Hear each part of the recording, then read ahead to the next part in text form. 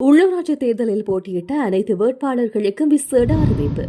கொழும்பு மாநகர சபையை கைப்பற்ற பேரம் பேசும் அரசாங்கம் நாடாளுமன்றத்தில் பகிரங்க குற்றச்சாட்டு. தேர்தல் ஆணைக்குழு விடுத்துள்ள அறிவித்தல். இந்தியாவுடன் கைச்சாத்திடப்பட்ட பாதுகாப்பு ஒப்பந்தம் விளக்கமளித்த அரசாங்கம். பிமல் ரத்நாயக்கவுக்கு சுமந்திரன் விடுத்துள்ள சவால். இந்தியாவில் 8000 எக்ஸ்தள கணக்குகள் முடக்கம். 12 பேரோடு பயணித்த பில் 212 ரக உலங்கு வானூர்தி விபத்து.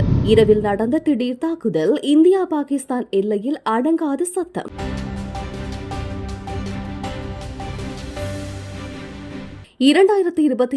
உள்ளூராட்சி தேர்தலில் போட்டியிட்ட அனைத்து வேட்பாளர்களுக்கும் தேர்தல் ஆணைக்குழு அறிவிப்பொன்றை விடுத்துள்ளது. அதன்படி குறித்த வேட்பாளர்கள் மே 28ஆம் தேதி அல்லது அதற்கு முன்னர் தங்களது பிரச்சார வருமானங்கள் மற்றும் செலவு அறிக்கைகளை சமர்ப்பிக்க வேண்டும் என அறிவுறுத்தல் வழங்கப்பட்டுள்ளது. இது தொடர்பில் தேர்தல் ஆணைக்குழுவின் ஜெனரல் சமரஸ்ரீ ரத்நாயக்க மேலும் கூறியது, 2023ஆம் ஆண்டு தேர்தல் செலவின ஒழுங்குமுறை சட்டங்கள் 3 விதிப்படி வேட்பாளர்கள் தங்கள் நிதி வெளிப்படுத்தலை தயாரித்து சமர்ப்பிக்க வேண்டும் என ஆணையகம் ஒரு அறிக்கையை வெளியிட்டது. இந்த அறிக்கைகள் அந்த தேர்தல் மாவட்டங்களில் தேர்தல் அதிகாரிகளிடம் ஒப்படைக்கப்பட வேண்டும். தேர்தல் செயற்பாட்டில் வெளிப்படைத்தன்மை மற்றும் பொறுப்புக்கூறலை உறுதி செய்வதற்காக ஆணையகத்தின் முயற்சியில் ஒரு பகுதியாக இந்த செயல்முறை இருக்கும் என கூறியுள்ளார். கொழும்பு மாநகர சபையின் அதிகாரத்தை பெற்றுக்கொள்ள பல உறுப்பினர்களுடன் அரசு மில்லியன் கணக்கான ரூபாய் பேரம் பேசி வருவதாக கொழும்பு மாவட்ட நாடாளுமன்ற உறுப்பினர் எஸ்.என். மரிகா சுட்டிக்காட்டியுள்ளார்.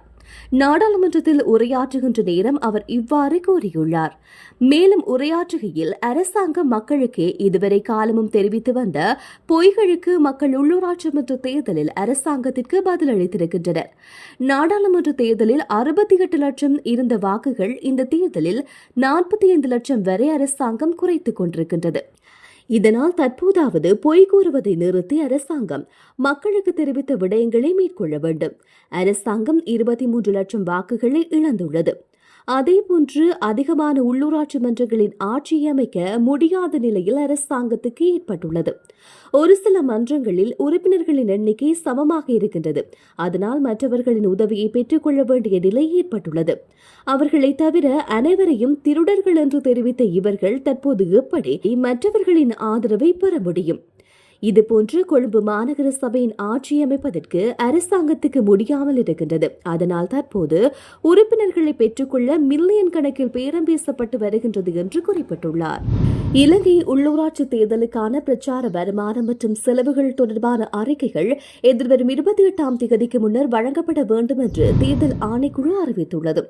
2023ஆம் ஆண்டு 3ஆம் இலக்க தேர்தல் செலவினங்கள் ஒழுங்குபடுத்தல் சட்டத்தின் பிரகாரம் வேட்பாளர்கள் தங்களது தேர்தல் பிரச்சாரத்திற்காக பெற்ற வருமானம் மற்றும் மேற்கொண்ட செலவுகள் பற்றிய விவரங்களை தனித்தனியாக தயார் செய்து சமர்ப்பிக்க வேண்டும் என தேர்தல் ஆணைக்குழு தெரிவித்துள்ளது. அதன்படி போட்டியிட்ட மாவட்டங்களின் தேர்தல் அலுவலகத்திடம் இவ்வறிக்கைகளை கையளிக்க வேண்டும் என தேர்தல்கள் ஆணையாளர் நாயகம் திரு சமன் ஸ்ரீ ரத்நாயக்க தெரிவித்துள்ளார். இந்த நிலையில் செலவினங்கள் மற்றும் வருவாய் தொடர்பான அறிக்கைகளை சமர்ப்பிக்க தவறும் வேட்பாளர்களுக்கு எதிராக சட்ட நடவடிக்கைகள் எடுக்கப்படுவது தொடர்பில் சிக்கல் உள்ளதாக ஜனநாயக மறுசீரமைப்பு மற்றும் தேர்தல் ஆய்வு நிறுவனத்தின் பணிப்பாளர் மஞ்சுள கஜநாயக்க தெரிவித்துள்ளார். இந்தியாவுடன் கைச்சாத்திடப்பட்டது பாதுகாப்பு ஒப்பந்தம் அல்ல, மாறாக பாதுகாப்பு ஒத்துழைப்பு ஒப்பந்தம் என்று அமைச்சர் விஜித ஹேரத் கூறியுள்ளார். தனியார் ஊடகம் ஒன்றில் நிகழ்ச்சியில் கலந்து கொண்டு உரையாற்றிய போதே அவர் இவ்வாறு கூறினார். இந்த ஒப்பந்தம் சனிக்கிழமை கையெழுத்தானது என்றும் நாடாளுமன்றம் நடைபெற்றுக் கொண்டிருந்த செவ்வாய்க்கிழமை அதை நாடாளுமன்றத்தில் சமர்ப்பிக்க நேரமில்லை என்றும் அவர் சுட்டிக்காட்டியிருந்தார். தேவைப்படுபவர்கள் தகவல் அறியும் சட்டத்தின் கீழ் அதை பெறலாம் என்றும் அமைச்சர் விஜித ஹேரத் கூறியுள்ளார். அமைச்சரவை ஒப்புதல் கிடைத்தவுடன் தொடர்புடைய ஒப்பந்தங்கள் உரிய நேரத்தில் நாட்டிற்கு சமர்ப்பிக்கப்படும் என்றும் அமைச்சர் வலியுறுத்தியுள்ளார். மதுபானமும் பணம் கொடுத்து தமிழரசு கட்சியின் வாக்குகளை சேகரித்தது என்பதையும் அமைச்சர் பிமல் ரத்நாயக்க நாடாளுமன்றத்துக்கு வெளியில் வந்து ஆதாரங்களுடன் நிரூபிக்க வேண்டும் என இலங்கை தமிழரசு கட்சியின் பொதுச் செயலாளரான முன்னாள் நாடாளுமன்ற உறுப்பினர் ஜனாதிபதி சட்டத்தரணி எம்.ஏ. சுமந்திரன் வலியுறுத்தியுள்ளார். சலுகைகளுக்காக வாக்களிப்பவர்கள் தமிழ் மக்கள் என்று இதுவரை காலமும் பிழையான எண்ணத்தை பிமல் ரத்நாயக்க கொண்டுள்ளார் என்று சாடியுள்ளார். யார் மீதான பயத்தினால் 6 மாதங்கள் கடந்து அதனை அவர்கள் வெளியிடவில்லை. எனவே தேசிய மக்கள் சக்தி மீது தமிழ் மக்கள் கொண்டுள்ள வெறுப்பினை சகிக்க முடியாமல் அவர்களது உணர்வுகளை அவமதித்து பிழையான சாட்டல்களை அமைச்சர் பிமல் ரத்நாயக்க வெளியிட்டுள்ள கருத்து அவரது அரசின் சிறுபான்மையை வெளிப்படுத்துகின்றது. எனவே தமிழரசு கட்சி மீதான இந்த குற்றச்சாட்டை நாடாளுமன்றத்துக்கு வெளியில் ஆதாரங்களுடன் அமைச்சர் பிமல் ரத்நாயக்க வெளியிட வேண்டும். அத்தோடு சலுகைகளுக்காகவும் கைமாறுகளுக்காகவும் விலை போனவர்கள் தமிழர்கள் என்று இதுநாள் வரை அவர் கொண்டுள்ள எண்ணம் மிக தவறானது என கூறியுள்ளார். இந்தியாவில் 8000 எக்ஸ் கணக்குகளை முடக்க மத்திய அரசு உத்தரவு பிறப்பித்துள்ளதாக இந்திய ஊடகங்கள் செய்தி வெளியிட்டுள்ளது. ஆபரேஷன் சிந்தூரை தொடர்ந்து பாகிஸ்தான் இந்தியா இடையே நேரடி தாக்குதல்கள் தொடங்கி உள்ள நிலையில் எக்ஸ் தளங்களுக்கு இந்திய மத்திய அரசு இந்த உத்தரவை பிறப்பித்துள்ளது. மோதல்கள் அதிகரித்து வரும் நிலையில் பாகிஸ்தான் அரசியல்வாதிகள், பிரபலங்கள் மற்றும் ஊடக அமைப்புகளின் சமூக ஊடக கணக்குகளை குறிவைத்து இந்தியா மேற்கொண்டு வரும் கடுமையான நடவடிக்கைகளில் ஒரு பகுதியாக இந்த நடவடிக்கை முன்னெடுக்கப்பட்டுள்ளதாக தெரிவிக்கப்படுகிறது. இது தொடர்பாக எக்ஸ் நிறுவனம் கூறியதாவது, இந்திய அரசின் நிர்வாக உத்தரவை ஏற்று இந்தியாவில் உள்ள 8000 எக்ஸ் வலைத்தள கணக்குகளை முடக்கும் பணியில் ஈடுபட்டுள்ளோம். ஆனால் இந்திய அரசின் கோரிக்கைகள் மீது எங்களுக்கு உடன்பாடு இல்லை.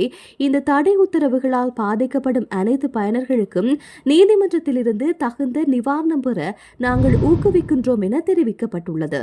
ஹிங்குராங்குட விமானப்படை தளத்திலிருந்து பயிற்சிக்காக புறப்பட்ட பில் 212 ரக உலங்கு வானூர்தி விபத்துக்குள்ளாகியுள்ளது.